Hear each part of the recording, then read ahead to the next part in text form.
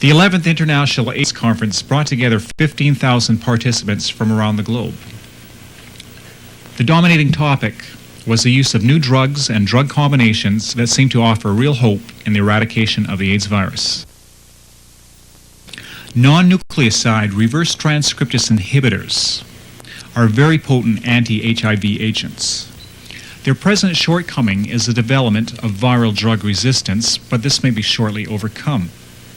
A particularly promising niche for the NNRTIs may be in their short-term use. Examples being acute HIV infection, accidental exposure to HIV, a particular problem with healthcare workers, mother-to-infant transmission of HIV. In these situations, drug-resistant development would not pose such a problem even if the NNRTI monotherapy was employed. However, it is likely that it would be preferable to use the NNRTI agent in combination with other antiretrovirals. Another advantage of this present class of drugs is their lack of toxicity in comparison to previous HIV agents. Side effects reported have been skin rash, elevated transaminase levels, and gastrointestinal disturbances. These side effects usually occur within the first several weeks of therapy and may be dose limiting. As a person living with AIDS, do you feel this new class of drugs is going to make a difference as a whole? Yes, I'm very optimistic and hopeful that the new drugs will take us one step further. I don't think we have not arrived at the results, at cure. We are working towards, and the combination therapies that are being recommended, I think will take us one step closer. Now, accessibility is the concern. There is the hope and there is the new outcomes of these drugs. Now, how are we going to get to them? Because it's a two-point scenario.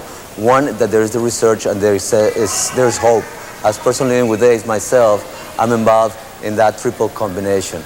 I have felt much better, much energetic. I'm taking the triple combination, but then there are people that are even living within the United States that doesn't have no access. So the question remains, whose world and whose hope? Okay, we'll take a dip break. Oh, there we go.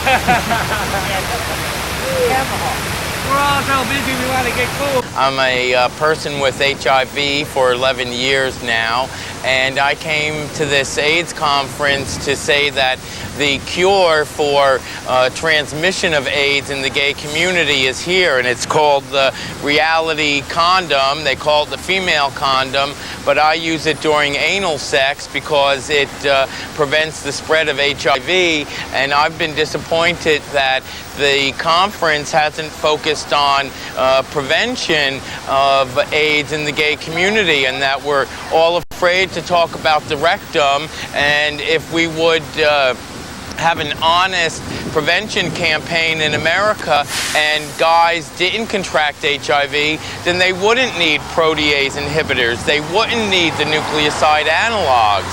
But it seems as though a lot of the drug companies want to keep guys infected and get more guys infected with HIV because then they make more money off their drugs.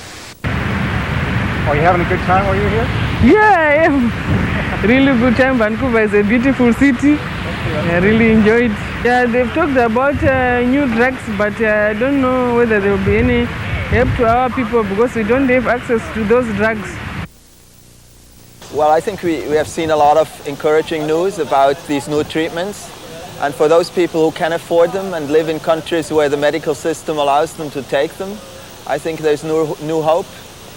But this is a world conference, an international conference, and there are 95% of new infections are in countries that are poor. And for them, these drugs are a pipe dream at the present time. A lot of talks from pharmaceutical companies, mainly coming with the protease inhibitors to people living with HIV and AIDS. What I don't know really is that these drugs have been exclusively used in the developed world, and in Africa we've not heard of them, and we don't know even, we've not seen such drugs with even our eyes, so we really don't know what's going to happen to us. And I would suggest that if they we can have access to them, then it will be fine also to test within our communities. It's going to be all right. There are all these new compounds. We don't really know how well they work for how long. We don't know when to stop them. We don't know when to start them. There's a lot more we have to learn than what we know already. Do you think the drug companies are taking advantage of people with the HIV virus, or is that just a media hype too? Well, I think the drug companies, it's naive to think that the drug companies aren't here to sell products. They are. That's what they do. That's their role.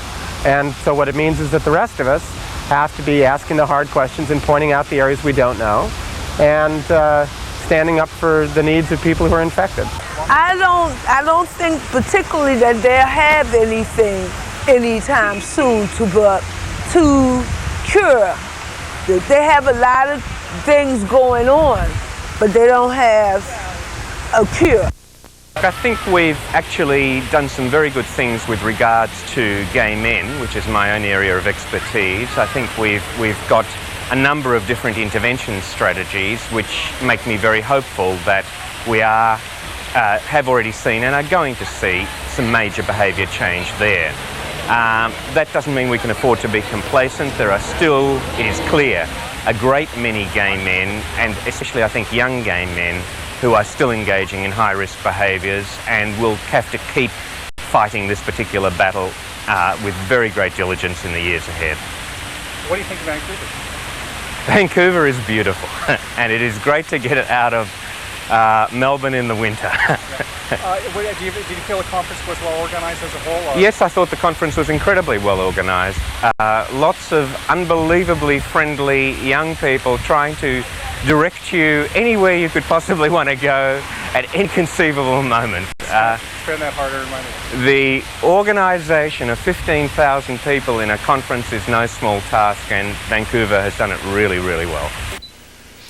The theme for the International AIDS Conference 11, One World, One Hope. For Canada, this is Jay Chubak.